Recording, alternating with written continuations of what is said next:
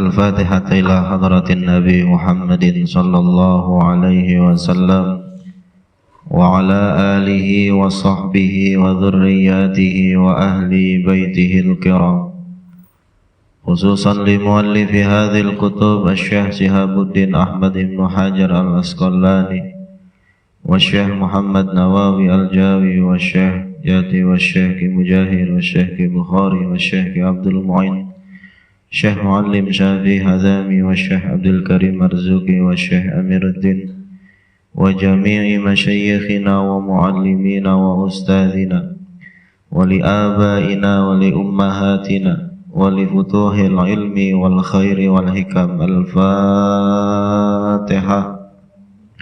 من الشيطان الرجيم. بسم الله الرحمن الرحيم.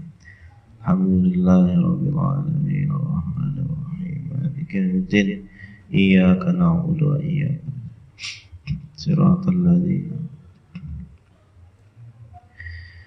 بسم الله والحمد لله والصلاة والسلام على رسول الله سيدنا محمد بن عبد الله وآله وصحبه ومن والاه. لا حول ولا قوة إلا بالله. واعلموا أن النبي صلى الله عليه وسلم قال: لا ينبغي للعالم أن يسكت بعلمه ولا للجاهل أن يسكت بجهله. وبسند المتصل إلى الإمام المؤلف رحمه الله تعالى وأدام النفع به وبعلومه في الدارين آمين. قال: رب اشرح لي صدري ويسر لي أمري واحلل عقدة من لساني يفقهوا قولي. رب اشرح لي صدري ويسر لي أمري واحلل عقدة من لساني يفقهوا قولي. رب اشرح لي صدري ويسر لي أمري بجاه سيدنا محمد صلى الله عليه وسلم. Para jamaah yang dimuliakan Allah Subhanahu wa taala, mari kita lanjutkan kajian kita, yaitu makalah yang ke-24. Bismillahirrahmanirrahim. Qala al-muallifu rahimahullahu taala: wal maqalatur rabi'atu wal ishruna. Adapun makalah yang ke-24 an ba'dil hukama'i, yang datangnya dari sebagian para hukama. Annahu qala, bahwasannya sebagian hukama itu berkata: az-zuhdu khamsu khisalin ay mahmudatin. Az-zuhdu, orang yang memiliki sifat zuhud dalam dirinya. Khamsu khisalin mahmudatin, ya, terdapat 5 perkara yang terpuji. Jadi kalau kita nih punya sifat zuhud dalam diri kita, maka secara otomatis dalam diri kita ini ada 5 sifat terpuji di situ. Apa itu yang pertama? As-siqatu billahi ay ma'a hubbil faqri. Yang pertama adalah as-siqatu billahi, percaya 100% kepada Allah Subhanahu wa taala. Wa ma min dabbatin fil ardi illa 'alallahi rizquha. Ya, tidaklah daripada makhluk yang melata di muka bumi ini melainkan rizkinya itu Allah yang ngatur. Alhamdulillahi rabbil alamin, segala puji bagi Allah Tuhan semesta alam, yang ngatur alam semesta. Nah, kalau kita memiliki sifat zuhud dalam diri kita, maka otomatis kita punya rizki itu, kita punya hidup itu, pasti kita percayakan 100% kepada Allah Subhanahu wa ta'ala. Itu pasti itu. Cuman kan yang jadi kendala, kita ini nggak yakin sama Allah. Kenapa kita nggak yakin? Karena kata Ibnu Athaillah Sakandari, beliau mengatakan kita ini nggak yakin karena kita masih percaya sama dugaan-dugaan kita. Bahwasannya besok kalau kita begini nanti bakal begini. Kalau besok kita begini nanti bakal begini dan yang lainnya. Padahal itu semua itu tidak akan terjadi kalau bukan atas izin Allah di situ. Ya, coba hilangin teori-teori kita. Hilangin kita punya definisi-definisi. Hilangin kita punya dugaan-dugaan atau ilusi-ilusi. Kan kita kan selama ini nganggap bahwasannya kita punya tuh kemampuan untuk mengubah kita punya nasib di situ. Padahal enggak. Hakikatnya itu adalah Allah lah yang menjadi eksekutor bagi kita punya hidup di situ. Ya, kita hanya sebatas ikhtiar di situ. Itulah yang mengakibatkan kita ini gak yakin sama Allah karena kita masih suka menduga-duga. Ya. Nah, orang yang zuhud, ya, orang yang memiliki sifat zuhud pada dirinya, maka dia akan percaya 100% kepada Allah Subhanahu wa taala. Ai jelasnya ma'ahubbil faqri, beserta ya kecintaan dia memiliki sifat fakir kepada Allah.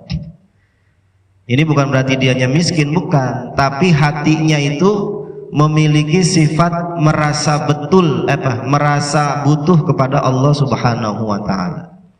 Sekalipun dianya itu orang kaya, sekalipun dianya itu orang yang sukses, tapi tetap hatinya itu adalah selalu menganggap dirinya al-fakir. Orang yang selalu butuh sama Allah Subhanahu wa taala di situ. Kama qalahu Abdullah ibnul Mubarak wa Syakikun al-Balkhi wa Yusufu ibnu Asbad. Sebagaimana telah berpendapat oleh Abdullah ibnul Mubarak dan Syakik al-Balkhi dan Yusuf bin Asbad. Wahada, dan ini nih ya, orang yang yakin betul urusannya itu ya diwakilin kepada Allah, dipercayain kepada Allah. Min amaratiz zuhdi, termasuk daripada tanda-tandanya orang zuhud. Ya. Gimana besok, ya udah gimana aja terserah Allah, besok mau Allah gimanain terserah Allah besok. Jadi besok itu dia nggak pikirin gitu, sebatas ikhtiar saja, tapi dia ya berpegang teguh sama Allah di situ. Itu ciri orang zuhud. Jadi dia selalu yakin kepada Allah. Fa innahu, maka sesungguhnya dia itu la yaqwal abdu, tidaklah kuat, tidaklah merasa kuat, tidaklah menjadi kuat seorang hamba ala zuhdi, atas kezuhudannya, illa bisiqati billahi ta'ala, kecuali merasa yakin kepada Allah Subhanahu wa ta'ala. Semakin dia yakin sama Allah, maka semakin besar sifat zuhudnya dalam dirinya di situ. Ya. Kita kira-kira udah zuhud belum? Kita masih suka percaya sama yang kita milikin kadang-kadang. Tenang aja tong, besok noh pintu yang sebelah pojokan noh belum bayar dia. Tenang aja, besok dia bayar tong gitu. Ya kalau bayar ntar bawa beliin mobil-mobilan.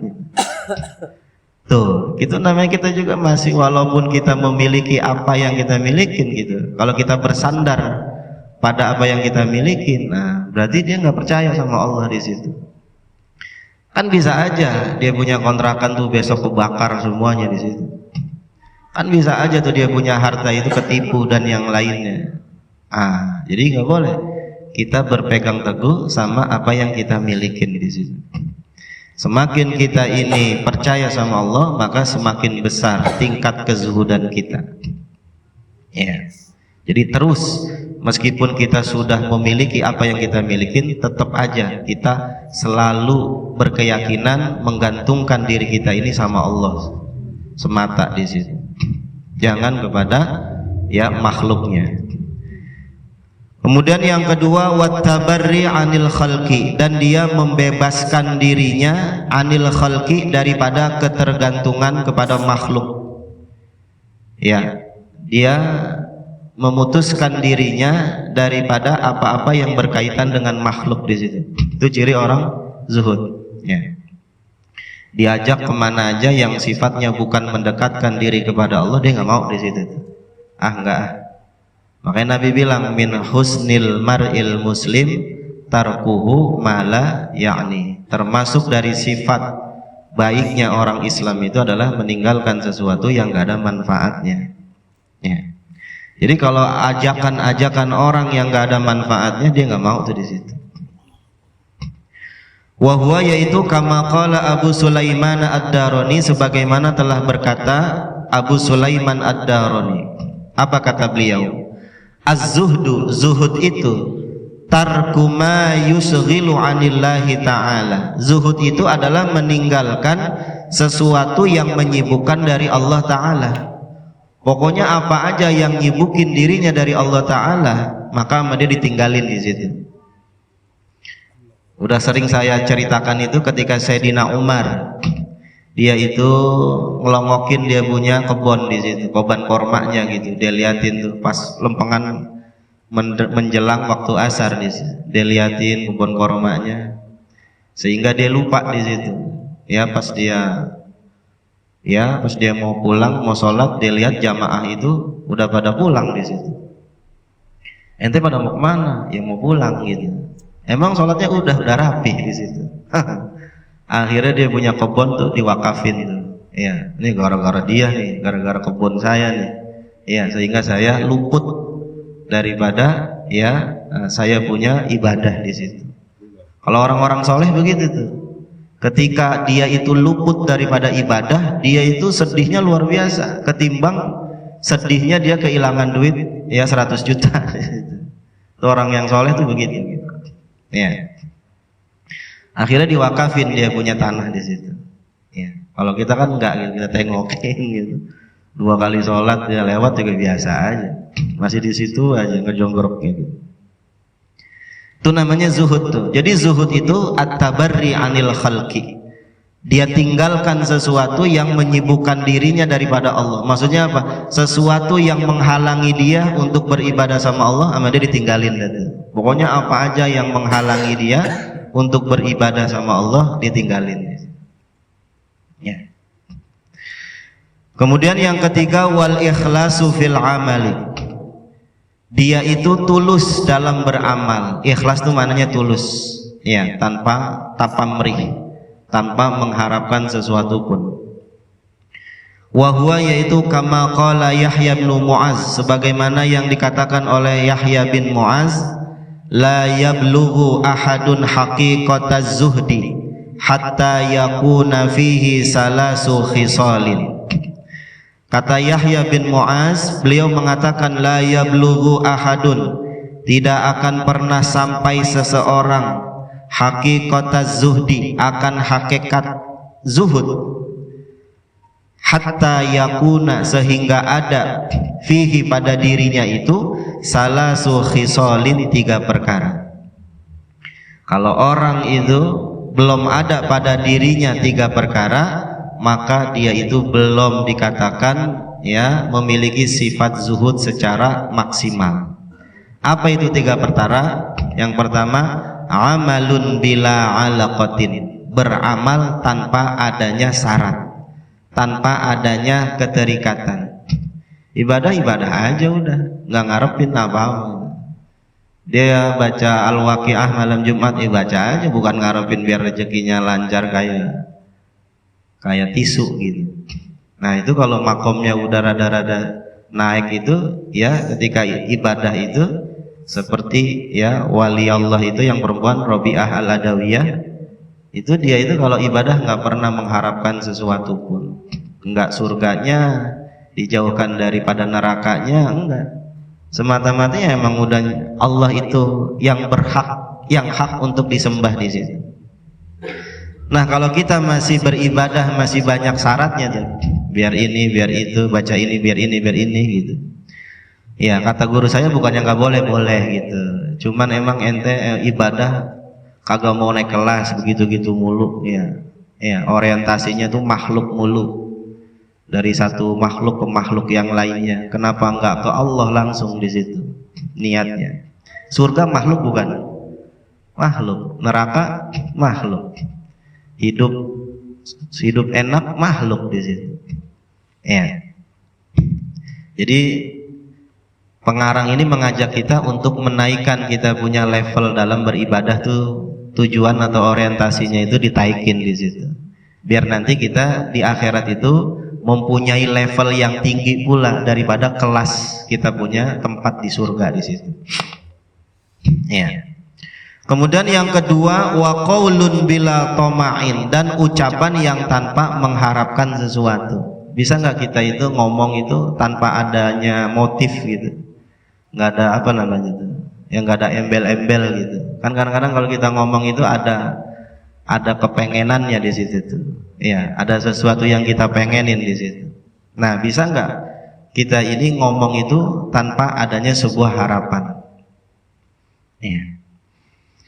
Wa izzun bila riyasatin, dan kemuliaan tanpa riasah, tanpa sebuah jabatan gitu. Yang kemarin udah dijelasin bahwasannya kemuliaan yang hakiki itu adalah kemuliaan yang apabila kita beribadah sama Allah. Kemuliaan yang diberikan sama Allah itu ya kemuliaan yang hakiki, bukan kemuliaan yang disebabkan oleh jabatan atau status sosial di situ. Bisa nggak kita gitu menjadi orang mulia tanpa adanya jabatan, status sosial dan yang lainnya, tapi dengan ketaatan kita kepada Allah Subhanahu wa taala. Nah, 3 hal yang apabila ada dalam diri kita, nah kita dikatakan orang yang zuhud secara maksimal di situ. Kemudian yang selanjutnya wahtimalul zulmi, dia itu akan menerima az-zulmi, kezaliman orang lain. Orang lain zalim sama kita sabarin aja, kita nggak balas dan yang lainnya. Ya, ihtimalul adza dalam teks yang lainnya, menanggung derita yang disebabkan oleh orang lain. Anin Nabi sallallahu alaihi wasallam, hadis diriwayatkan daripada Nabi sallallahu alaihi wasallam annahu qala, bahwasanya Nabi bersabda, az-zahadatu fid dunya, zuhud di dalam dunia itu laisat bitahrimil halali, bukanlah mengharamkan sesuatu yang halal, bukan itu. Ya, nggak boleh makan banyak dan yang lainnya gitu, yang halal dibilang haram, bukan. Wala idha'atil ma'i, dan tidak pula menyia-nyiakan harta. Ya, nggak boleh nyari duit yang banyak, nggak boleh kerja, nggak boleh bisnis, bukan itu zuhud. Walakin az-zahadata, akan tetapi zuhud fid dunya, pada dunia itu, alla takuna bima fi yadika, hendaknya tidak ada pada apa yang di tangannya, au saqa, lebih dipercayai, minka, daripadamu, bima fi yadillahi, dengan sesuatu yang ada di tangan Allah. Itu maknanya itu. Nggak apa-apa punya rumah mewah, nggak apa-apa punya mobil mewah, nggak apa-apa punya uang banyak, tapi itu semua ditempatkan di tempatnya masing-masing, bukan di hati kita. Ya, mobil taruhnya di garasi, duit taruhnya di ATM atau di bawah bantal gitu kan. Jangan taruh hati. Hati itu cukup khusus buat tempatnya Allah Subhanahu wa ta'ala. Tidak ada tempat yang paling ya luar biasa, yang paling mahal, yang paling berharga, melainkan tempat yang bernama hati. Hati itu tempat yang paling luar biasa. Kenapa? Karena dikhususkan untuk Allah Subhanahu wa ta'ala di sini.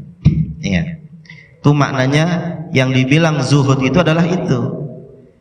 Ya, dia tidak bergantung dengan apa yang dia miliki, tapi dia bergantung kepada Allah Subhanahu wa ta'ala. Sekalipun dia kontrakannya banyak, duitnya banyak, itu mah nggak jadi masalah. Dia tidak bergantung pada itu semua, tapi bergantungnya sama Allah Subhanahu wa ta'ala. Itu makna zuhud yang sebenarnya. Wa antakuna fi thawabil musibati, dan hendaknya ada pada pahala musibah. Idza anta usibta, ketika kamu tertimpa, biha, dengan itu musibah, arghaba minka fiha, maka kamu merasa senang ya fiha, pada musibah itu, lau annaha, seandainya bahwasannya itu musibah, ubqiyat, dikekalkan, laka, bagi dirimu. Orang zuhud itu cirinya lagi adalah kalau seandainya dia dikenain musibah, dia nggak mau tuh musibah itu diangkat dari dirinya. Udah kayak Allah, terusin aja gitu. Sampai betul-betul ya Allah itu benar-benar tuh mencabut dia punya musibah di situ. Tuh orang zuhud. Kalau kita kan enggak gitu, baru sehari aja udah pengen ke dokter dan yang lainnya. Kalau orang-orang yang zuhud itu enggak deh. Ada sahabat perempuan, sahabat Nabi perempuan gitu. Itu banyak di dalam sebuah keterangan, ya baik di kitab Qurratul Uyun ataupun yang lainnya, itu versinya masing-masing di situ. Jadi si wanita ini punya penyakit epilepsi. Ya. Nah, dia itu kalau lagi kumat itu auratnya selalu terbuka dan dia merasa malu kalau lagi kumat gitu kan. Nah, dalam kitab Qurratul Uyun yang dibahas tentang celana dalamnya. Iya. Jadi bahasan tentang celana dalam. Nah, dia ketika itu pakai celana enggak gitu, pakai katanya. Iya, jadi pembahasan tentang celana dalam di kitab Qurratul Uyun. Tapi di sisi yang lainnya dijelaskan tentang masalah keridhoannya dia tuh terhadap musibah itu. Ya Rasul, doain kayak Rasul, saya ini punya penyakit epilepsi. Tahu epilepsi? Ya, itu yang film Mustafa Kebot tuh, yang dulu tuh, ya, yang keluar busa. Nah, dia kalau lagi kumat itu suka auratnya kebuka di sini. Akhirnya minta sama Rasul, ya Rasul, sembuhin saya ya Rasul. Biar nanti saya kalau seandainya sembuh saya nggak begitu lagi tuh, nggak yang namanya kebuka aurat saya dan saya nggak malu di sini. Apa kata Rasul? Ya, kalau seandainya kamu ridho terhadap ketetapan Allah, maka balasanmu kamu digaransikan pasti masuk surga oleh Allah. Tapi kalau seandainya kamu pengen sembuh, aku doain dan kamu pasti sembuh nantinya di situ. Ketika ada tawaran itu, ya, nih sahabat perempuan ini bilang, ya sudah dah, kalau gitu terusin aja, saya punya penyakit gitu, nggak usah disembuhin. Kenapa? Kalau itu adalah bayarannya itu ataupun balasannya adalah surga gitu, saya lebih baik ya ridho terhadap musibah yang Allah berikan kepada saya dan itu merupakan adalah takdir saya di situ. Itu begitu. Ya. Oh, kelasnya kelas tinggi di situ. Jadi orang zuhud itu begitu. Ketika tertimpa musibah, dia lebih memilih musibah itu ya rada-rada lama dalam dirinya. Kenapa? Karena dengan begitu ada keuntungan yang dia dapatkan. Contohnya sakit.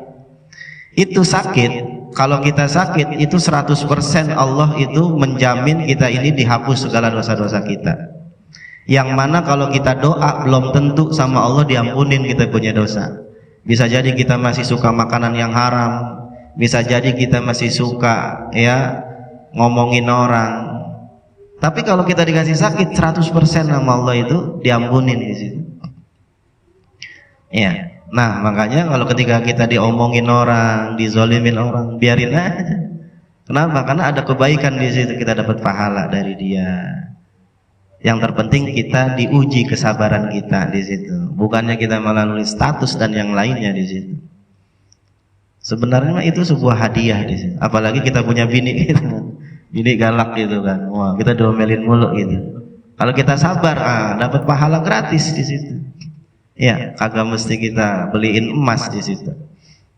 Nah, itu maksudnya.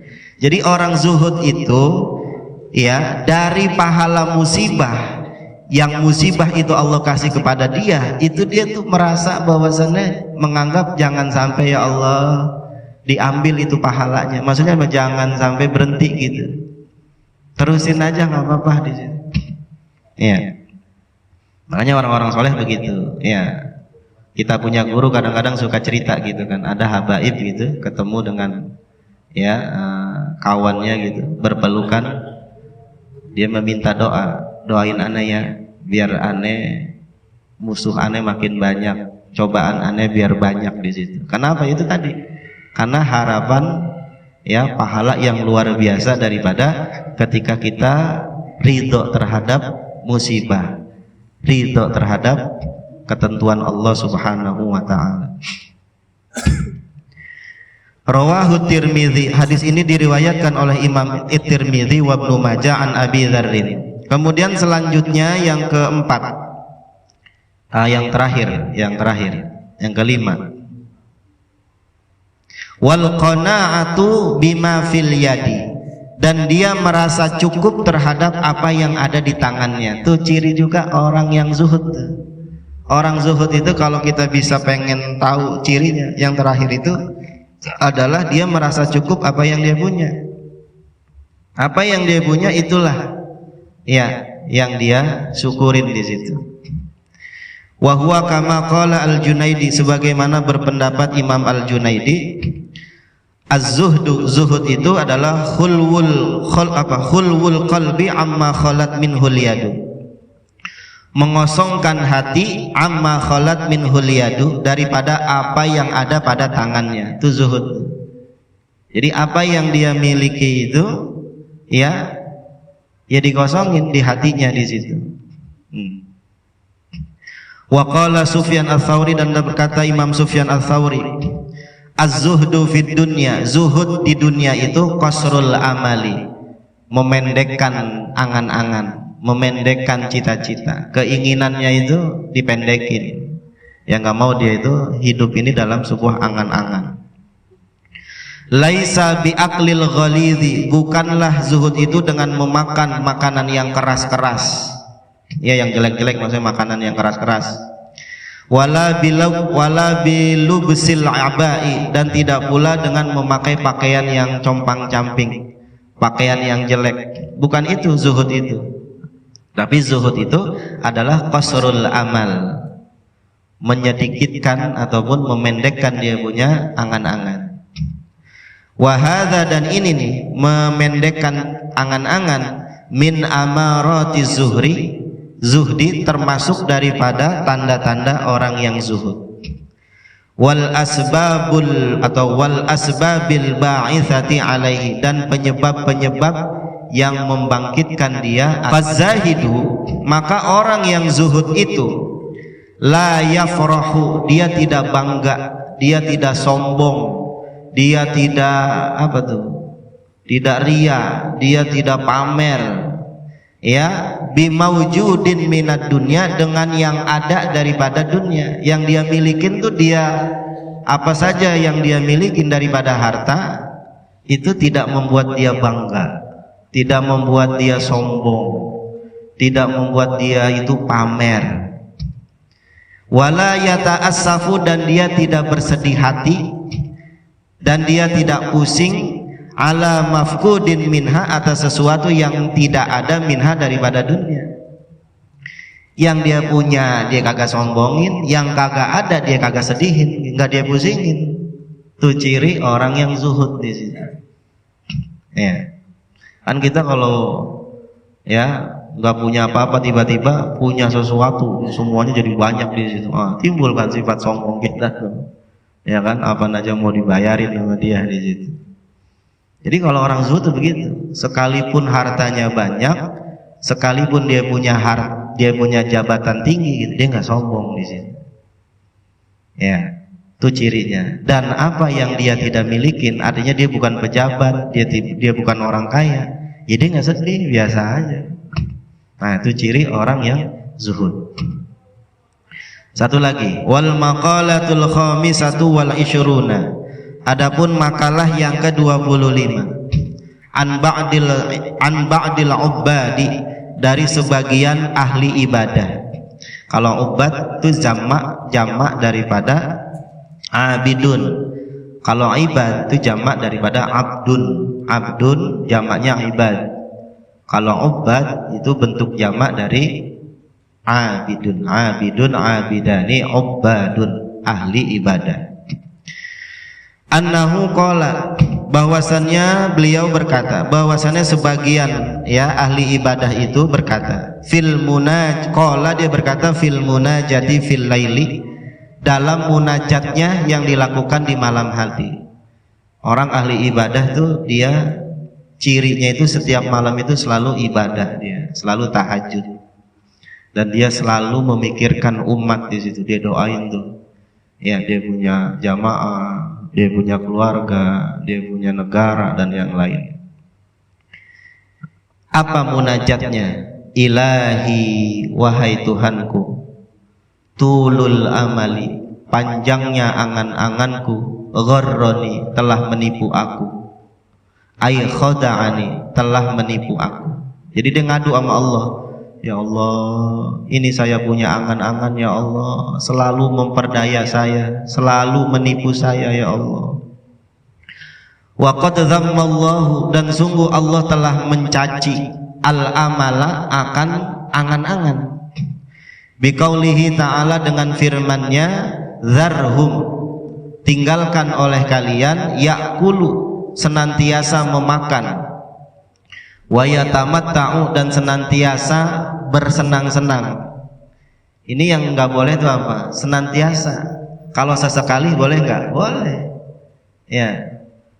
Yang nggak boleh itu makan mulu gitu. Ya, makan enak mulu. Yang boleh itu ya sesekali makan enak, nah boleh di situ. Yang nggak boleh itu senantiasa. Wa yulhihimul amalu, dan ya melalaikan akan mereka al-amalu, oleh angan-angan mereka. Kan kita begitu jadi orang, ya kan? Kita nih punya angan-angan, cita-cita banyak banget gitu, sehingga kita lalai itu sama tugas kita. Iya. Ya nggak usah yang halal, yang haram itu kan kalau kita masang togel gitu ngecak mulu tuh tiap hari, sampai lupa makan, lupa apa gitu. Iya. Cuman kalau kita pikirin kuat juga nih orang gitu kan, sampai seharian gituin kertas aja gitu. Ya. Fasaufa ya'lamun, kelak ya mereka itu akan menyadari itu semuanya. Itu yang pertama. Ya, yang dia sesalkan, yang dia munajatkan. Wa hubbud dunya, dan cinta dunia, ahlakani, telah membinasakan aku ya Allah. Kecintaanku kepada dunia telah membinasakan aku ya Allah. Ai jelasnya auqa'ani, menjatuhkan aku, auqa'a, menjatuhkan itu hubbud dunya, ni akan diriku, fil muhlikati, pada kebinasaan. Ruwiya, diriwayatkan, annahu sallallahu alaihi wasallam, bahwasanya Nabi sallallahu alaihi wasallam qala, bersabda, man usyriba qalbuhu hubbad dunya, barang siapa yang hatinya itu dipenuhi dengan cinta dunia. Usyriba kan maknanya diminumi gitu, dituangin, minum maksudnya penuh gitu. Man usyriba qalbuhu, barang siapa yang penuh hatinya itu hubbad dunya, akan cinta kepada dunia, altato, ya, atau iltato, ya, maka dia akan melekat. Iltato, maka akan melekat, minha, daripadanya, ya, bisalasin, dengan 3 perkara. Orang kalau cinta dunia pasti dia itu akan terliputi oleh 3 sifat yang tercela di situ. Yang pertama apa? Syaqain la yanfadu anahu. Syaqain, kesengsaraan, la yanfadu, yang tidak pernah habis, anahu, rasa sakitnya. Tuh orang kalau cinta dunia kan begitu. Ngelihat pesaingnya pada sukses-sukses, dianya doang masih bangkrut aja, masih jalan di tempat. Buyang jadinya mikirin gitu. Ya, tuh orang cinta dunia begitu. Yang satu ya kan dia dapat objekan, ya, miliaran, dia nggak dapat. Itu begitu. Kalau orang cinta dunia begitu. Jadi dia punya kesengsaraan itu nggak habis-habis, ya, pedihnya itu sampai dia betul-betul taubat sama Allah di situ. Selama dia masih cinta sama dunia, maka kesengsaraan itu selalu menghampiri dia di situ. Hidupnya jadi nggak enak gitu, ya, gelisah. Itu yang pertama. Yang kedua, wahirsin, dan rasa rakus dan sifat rakus, terobsesi yang begitu luar biasa. La yablughu ghinahu, yang tidak akan pernah sampai rasa cukupnya, nggak bakal cukup. Orang kalau cinta dunia nih, ya, yang dia milikin tuh udah triliunan gitu, masih aja terus belum cukup. Padahal kalau dia itu 7 turunan nggak bakal habis. Ya, ya, perut kita segede apa sih gitu kan? Ya, paling sepiring cukup di sini. Tuh orang yang cinta dunia pasti tuh dia punya obsesi itu, waduh, nggak bakal pernah puas. Daripada kata puasnya itu nggak bakal. Hatta zurtumul maqabir. Kalau udah mati baru itu obsesinya itu hilang. Yang ketiga, wa amalin la yablughu muntahahu, dan cita-cita, keinginan-keinginan, resolusi-resolusi ya.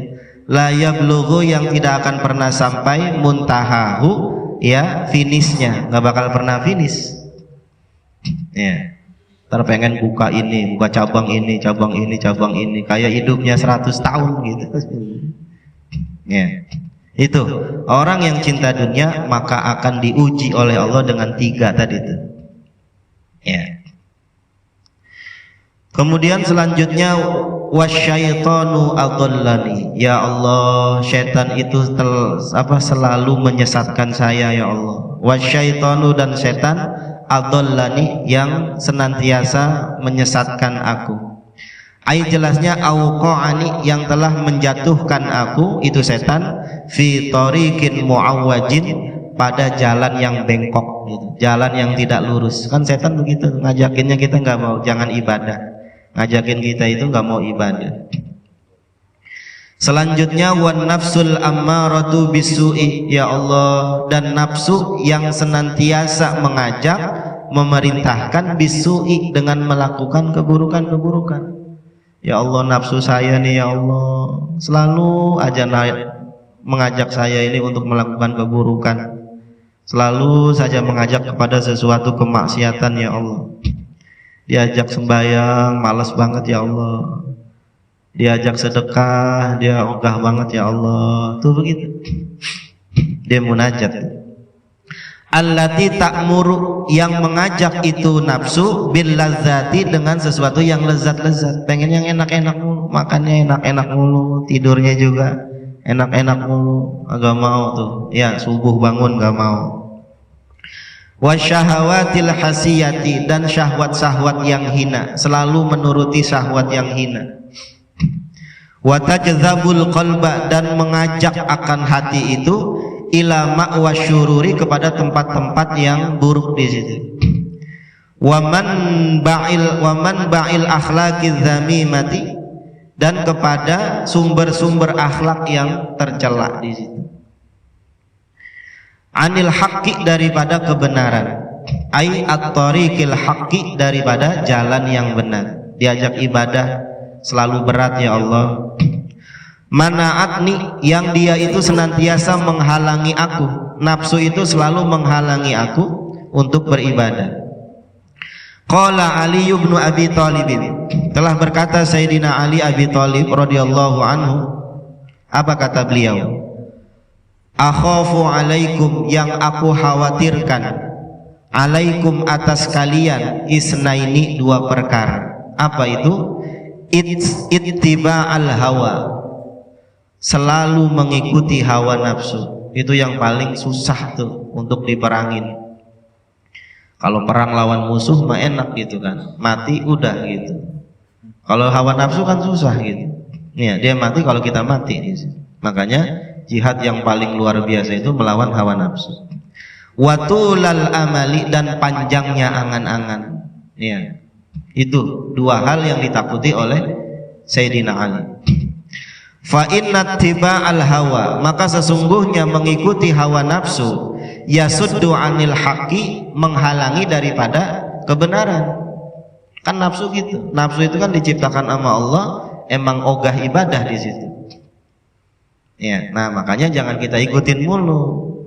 Secapek apapun kita paksain untuk ibadah. Kalau kita paksain mah udah sebenarnya capeknya hilang di situ. Kalau diturutin baru capek.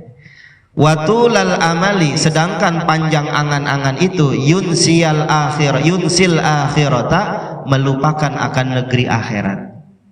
Ya kan, orang kalau banyak resolusinya di dunia, orang banyak angan-angannya, pasti seakan-akan dia hidup itu 100 tahun di situ. Ya, dia lupa tuh tentang akhirat. Wa qala Abu Sulaiman Ad-Darani, dan telah berkata Abu Sulaiman Ad-Darani, afdolul a'mali, seafdol-afdolnya amal, seafdol-afdolnya amalan manusia, khilafu hawan nafsi, menentang hawa nafsu kita. Tuh. Jadi yang paling afdol daripada amalan kita itu adalah melawan hawa nafsu kita. Kenapa? Karena susah. Banyak orang itu yang nggak bisa di situ. Yang terakhir, wa qarinus su'i, dan teman yang buruk. Teman yang buruk. Alal maksiati, terhadap maksiat, a'anani, selalu mengajakku, selalu membantu aku. Ya Allah, saya punya teman ngajakinnya maksiat mulu ya Allah. Saya mau ngaji, saya mau ibadah, malah diajak kemana tahu. Ya. Nah, itu semua keluhan-keluhan yang dilakukan oleh sebagian ahli ibadah itu. Ya. Qala Adi ibnu Zaid, telah berkata Imam Adi bin Zaid bin Bahri Tawil, daripada Bahar Tawil, anil mar'i, tentang seseorang. La tas'al, enggak usah ditanya. La tas'al, enggak usah ditanya. Wasal, dan tanyalah an qarinihi, tentang siapa temannya. Al mar'u ala dini khalilihi, kata Nabi. Orang itu tergantung daripada agama temannya. Jadi kita nggak usah nanya teman itu dia orang baik atau enggak, tanya aja temennya. Siapa aja tuh yang menjadi kawan-kawan dia di situ. Ya, di Facebook temennya perempuan semua. Waduh, rabe. Jadi kalau kita pengen tahu orang itu baik atau enggak, lihat aja temennya. Karena kata Nabi, al-mar'u ala dini khalili. Orang itu tergantung daripada agama temennya di situ. Fakullu qarinin, maka setiap teman itu bil muqarani, dengan temannya, yak tadi, dia akan mengikutin, pasti ngikutin jejaknya. Idza kunta fi qaumin, jika kamu berada di satu kaum, fasahib, maka bertemanlah kamu khiyarahum, yang terbaik di antara mereka. Jadi kalau kita berada di satu komunitas, carilah di komunitas itu teman yang baik. Teman yang baik itu apa? Dengan ucapannya dan tindakannya menghantarkan kita kepada Allah Subhanahu wa ta'ala. Itu teman yang baik. Justru malah tidak sebaliknya. Wala tashabil arda, dan jangan kamu berteman dengan orang yang buruk perangainya. Fatarda, maka kamu akan ikutan buruk.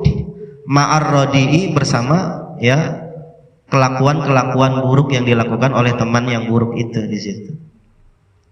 Nah, setelah munajat yang disebutkan oleh ahli ibadah tadi itu, beliau bermunajat, fa'aghithni, maka tolonglah aku ya Allah.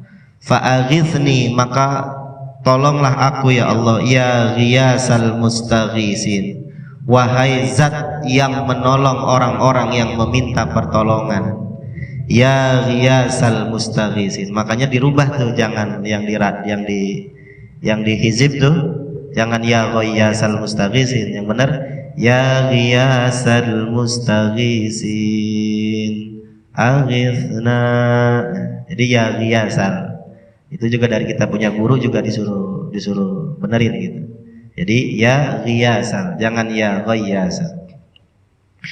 Fa illam tarhamni, maka apabila kamu tidak mengasihani aku ya Allah, faman dzalladzi yarhamuni, maka siapakah gerangan yang akan mengasihi aku, ghairuka, selain engkau ya Allah. Enggak ada yang lain yang bisa menyelamatkan daripada munajat tadi itu kecuali Allah lah yang akan memberikan kasih sayang kepada kita sehingga kita diselamatkan daripada hal-hal yang tidak kita inginkan. Summa qala wal maqalatu sadisatu wal 20 wallahu a'lam bissawab.